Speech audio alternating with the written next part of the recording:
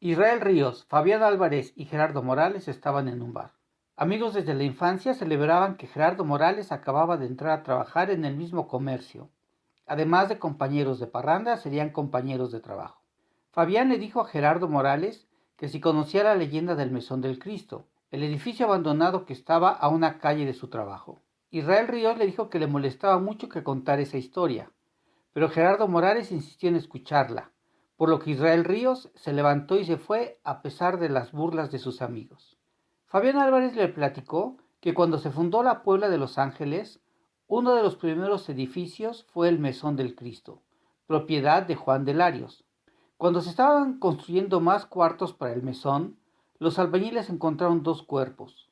Por sus ropas, el dueño reconoció que eran su hija María y su pretendiente, el capitán Fernando de Aguilar. Uno de los albañiles dijo que había oído la forma en que llegaron ahí esos cuerpos. Dijo que cuando se hospedaba ahí el capitán Fernando de Aguilar, también se hospedaban Salmerón y Motolinía, quienes elaboraban los planos de la nueva ciudad. Una noche entró María asustada y les dijo que había visto un espectro en la entrada del mesón. Motolinía se quitó el crucifijo y se lo regaló a María diciendo que aquel Cristo la libraría de espantos y maleficios. La noche siguiente, el capitán Fernando de Aguilar vio al espectro y lo siguió. Vio que bajaba un túnel y después de un rato largo llegó a un espacio donde había una especie de altar. El espectro se despojó del manto que lo cubría y Fernando vio que en realidad era una hermosa mujer, quien lo sedujo. Fernando continuó teniendo encuentros íntimos con la mujer que dijo llamarse Citlali. María empezó a notar las extrañas salidas nocturnas de Fernando y lo siguió. Cuando descubrió la infidelidad, se lo reclamó airadamente. Citlali le quitó la vida con la daga de Fernando y después se la clavó a él en el abdomen.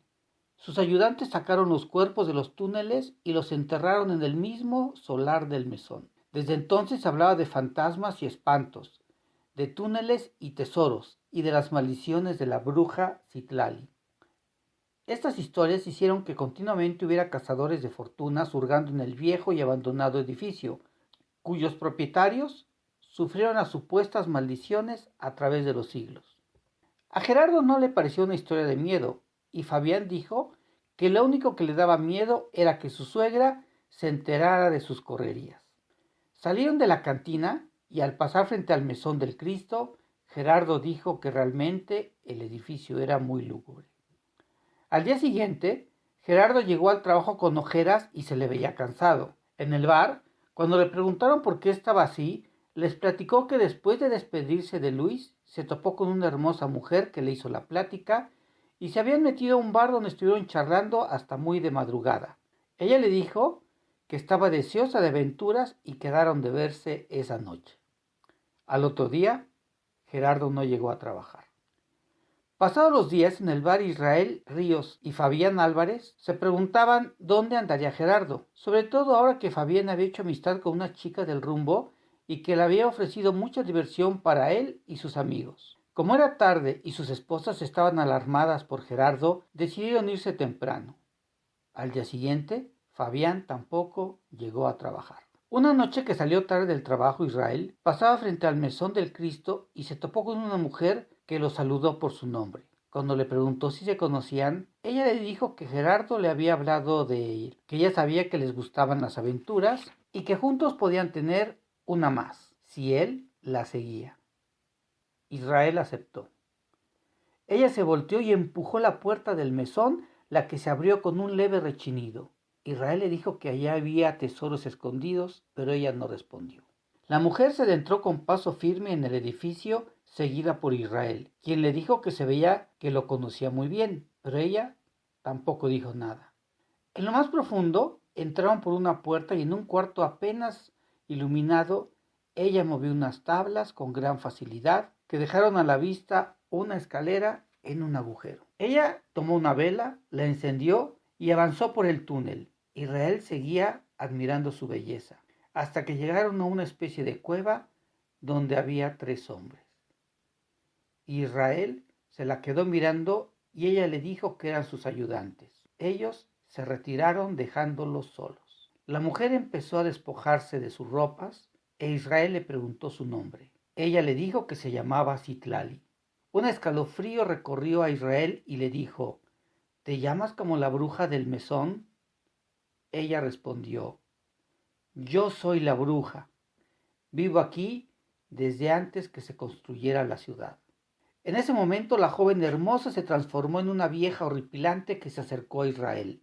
Prácticamente a oscuras, Israel trató de huir. Había algunas luces en los túneles y pensó que podían indicar la salida. De pronto vio la silueta de los ayudantes de Citlali y decidió buscar otro camino. En uno de los túneles pudo distinguir que había un hombre en el suelo. Rápidamente reconoció que era Gerardo González y se acercó a él, solamente para descubrir que ya tenía varios días muerto.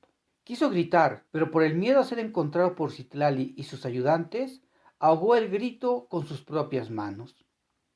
Siguió buscando una salida y al girar en un recodo se topó con el cadáver putrefacto de Fabián. En ese momento oyó que Citlali lo llamaba a gritos, lo que lo dejó paralizado del miedo. Siguió corriendo y distinguió el túnel por el que había entrado y desesperadamente se dirigió a la luz de la salida. Pero de pronto le salió al paso uno de los ayudantes de Citlali, que de inmediato tomó su aspecto real, el de un muerto.